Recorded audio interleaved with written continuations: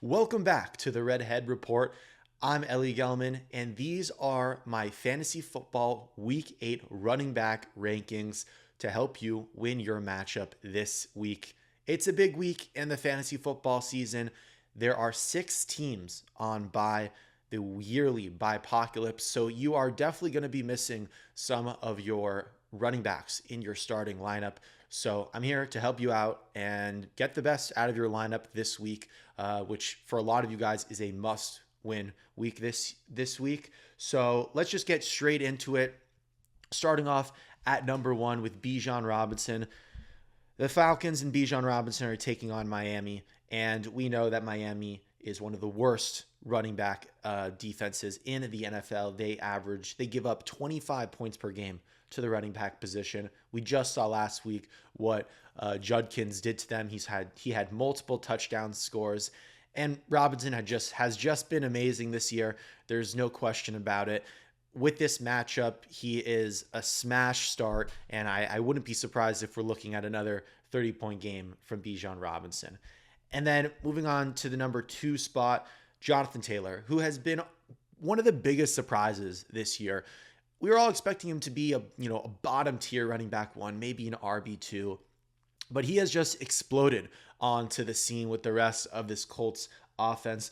He is playing against Tennessee, who they played in the first 3 weeks of the season, and Tennessee gives up the fourth most points to running backs. And when they played earlier, I think it was in week 3, Jonathan Taylor had 31 points and finished as the RB1 on the week. So he's going to have a repeat performance like that this week against the Titans. And then the last running back that we have in tier 1 is Christian McCaffrey. CMC has been just like these guys, unbelievable, carrying fantasy teams. I have him in my league, and I'm 5-2, and he has carried me to a 5-2 record. They're playing against Houston, which honestly, that is a tough defense against wide receivers and running backs, but it's CMC. He gets all the touches, all the carries, the receptions. His floor is amazing. His roof is one of the highest in the league when it comes to fantasy. So I'm not worried about him at all. Obviously, you're not sitting Christian McCaffrey. You start your studs. Now, let's get into tier 2 here, starting off with Devon Achane. He's playing Atlanta this week, and we saw what Christian McCaffrey did against Atlanta last week. He had 35 points and finished as the RB1 in week 7. Devon Achane, that offense is not looking great. Tua Tagovailoa he has not been playing like a starting quarterback in the NFL. But either way, Devon Achane against a really bad Atlanta Falcons defense, he's going to have a great game. And coming in at the 5th spot, I have Josh Jacobs, who's taking on the Pittsburgh Steelers. And last week on Thursday Night Football, the Steelers played the Bengals, and the Bengals offense and offensive line has been terrible to start the year. They've had no running game. Chase Brown has done nothing on the ground. But when they played the Steelers, Chase Brown had over 100 yards on the ground, and that offense looked great, ended up winning the game. So the Packers, who have already, no matter what the matchup is, they have a good running game against a weak Steelers defense. Josh Jacobs is going to do great, and he's been scoring touchdowns like a machine. And now moving on to Derrick Henry, and Derrick Henry has been really disappointing with Lamar Jackson. He had a strong first couple of weeks, but this is a get-right game for all the Ravens. I would start all your Ravens: Lamar, Derrick Henry, Zay Flowers. Those are the top 3 guys from this offense that I would start. I wouldn't be worried. This is a okay defense, but I wouldn't be worried about Derrick Henry in this game. I think with Lamar back, the offense is going to be flowing, and we're going to see Derrick Henry get back to that RB1 zone. Next, we have James Cook.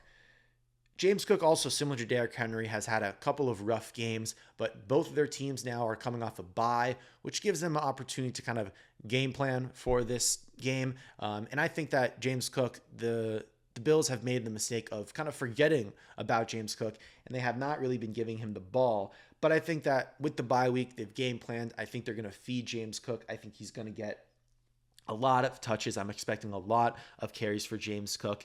And yeah, you got to fire him up as a top 10 running back.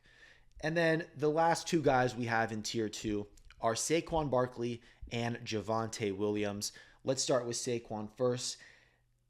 They're playing the middle of the pack defense. They're playing the Giants. They're 15th in the NFL at points given up to running back. So not great, but also not terrible. But similar to really Derrick Henry and James Cook, has not been getting the ball a lot. His production's been down, has not been what we've expected it to be with Saquon Barkley, who had one of the best seasons a running back has had last year. But because of that, I think they're going to feed him the ball a lot more. But even more than that, A.J. Brown hasn't practiced the past couple of days, and I think if A.J. Brown doesn't play, they're going to have to rely a lot on the run game, a lot on Saquon Barkley in the flat, receptions out of the backfield. So fire up Saquon. Not worried about him. I also think this is a get-right game for him. And then Javonte Williams. Cam Skattebo against the Denver Broncos last week finished as the RB11 without even having the most unbelievable game. So this Broncos team is susceptible to two running backs playing well against them, and he gets all the touches. Jadon Blue is not anything to be concerned about. And starting off with Rachaad White against the Saints. Last week against the Saints, the Bears running back DeAndre Swift had over 100 yards on the ground with a touchdown and caught a couple of passes out of the backfield. And that's exactly what Rachaad White does. He's a competent runner, but he's really known for his pass catching ability. And with Bucky Irving not playing, he's a top 10 play for me against this weak Saints defense. And speaking of DeAndre Swift, he comes at my number 11 spot.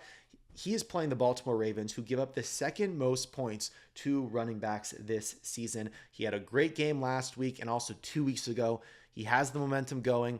I think Ben Johnson has figured out how to utilize him on this offense, and he is just a riser for the rest of season rankings. But this week, he is a top 12 play for me. And then coming in at number 12 is Cam Skattebo, who had 3 touchdowns a couple weeks ago when the Giants played the Eagles. This is not going to be the same game. The Eagles, I think, are going to shut down the Giants a little bit, who have been on a scoring frenzy the past couple of weeks. But either way, similar situation to a lot of these running backs. Skattebo gets basically all the carries, all the high leverage carries and receptions, and he's just a beast. He's not afraid to get hit, not afraid to hit defenders. So you got to fire him up as a low-tier RB1 this week. And then another guy that's in that range is Quinshon Judkins. We saw what he did last week against Miami. This team really likes him. They have a couple of running backs on their team, and they do not use them really. Dylan Sampson and Jerome Ford rarely see any time on the field. So basically just off volume alone, he's in where he is right now in tier 3. But this is a tough defense, a top 6 defense, so not expecting a 30-point game like last week, but still, based off volume, going to be a strong play. And then the last two guys rounding off tier 3, we have Breece Hall and J.K. Dobbins. This is where you get into like the strong running back 2 zone. Hall is playing against the Cincinnati Bengals, who have given up the most points to running backs, and he gets all the touches. With Braylon Allen out for, he's on IR. We're not sure when he's coming back. Hall has been getting all the touches. He's had a couple of rough matchups, but against Cincinnati, the offense should open up no matter who's at quarterback, so he should have a great game. And then J.K. Dobbins is playing a terrible defense in the Dallas Cowboys.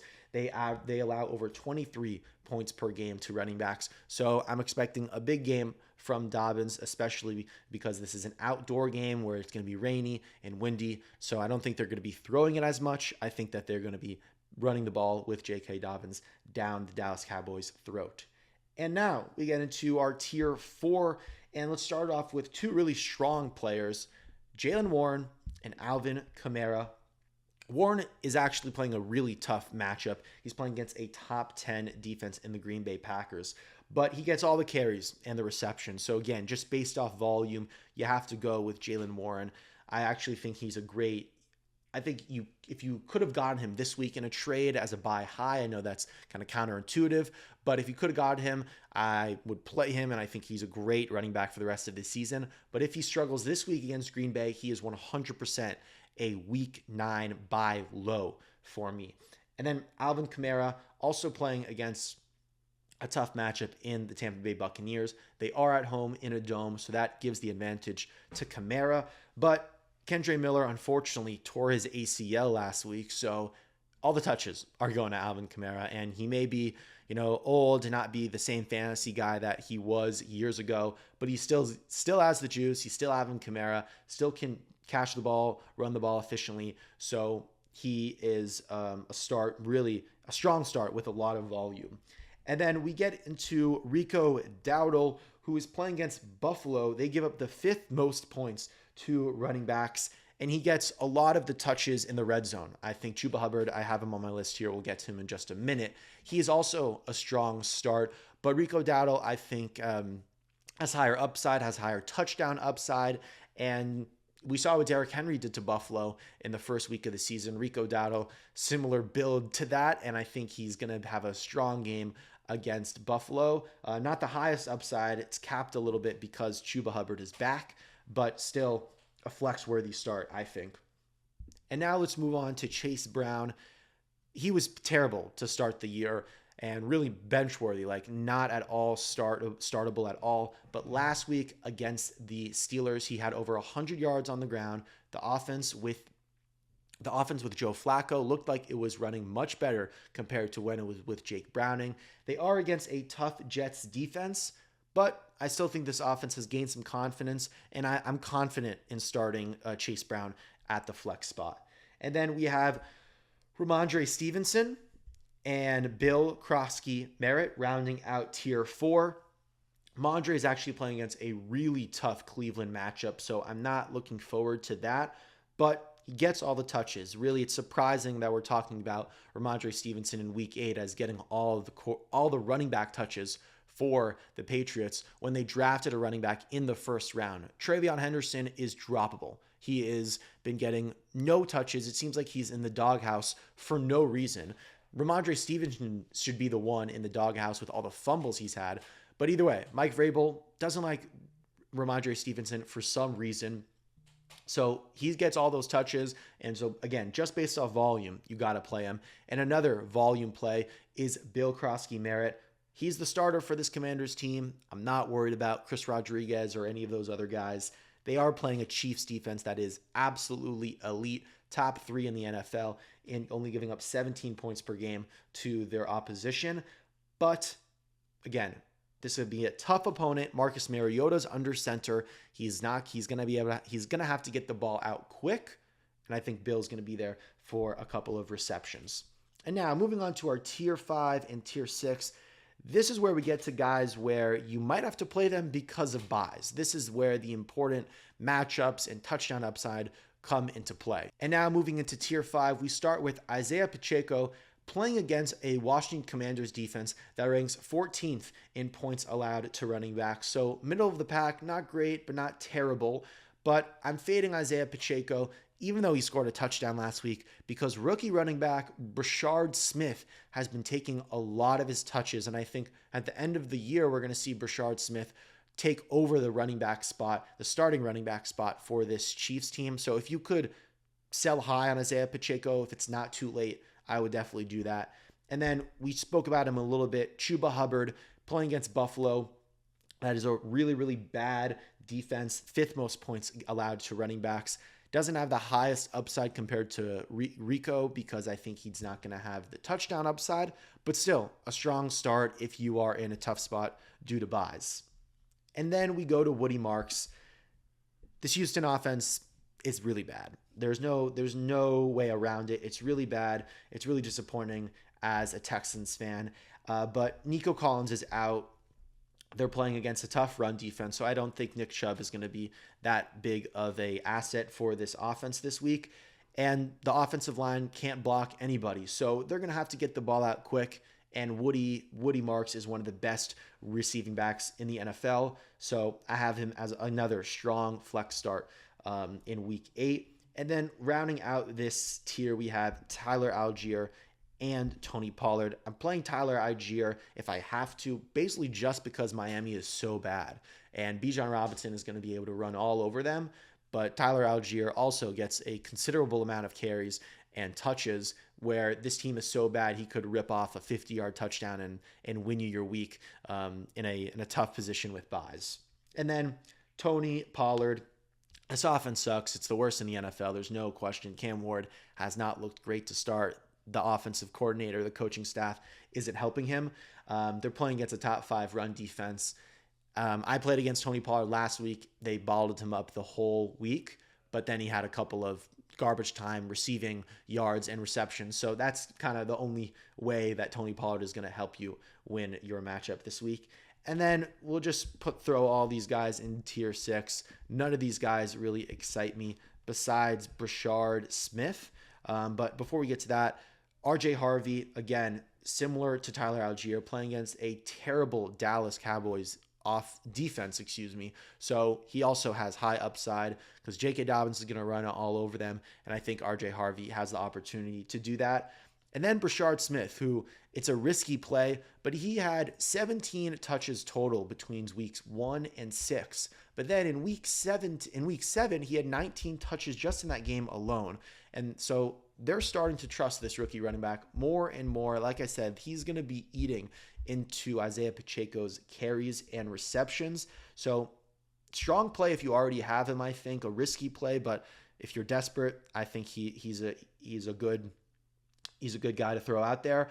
But if you don't have him, I would definitely look to picking him up before he potentially has a strong week this week.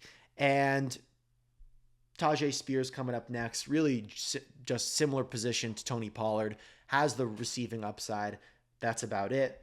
Nick Chubb, I think they're gonna rely on Woody Marks. They may try to slow the game down without Nico Collins and just run the ball. And if that happens, then Nick Chubb is going to get a solid amount of carries, so that volume may be enough, but not excited about Nick Chubb. And then the last 2 guys, Kyle Monangai, all similar to DeAndre Swift, and with a lot of these bad matchups, the backup running back he's going to get some carries, and those could translate to points because these defenses are so bad.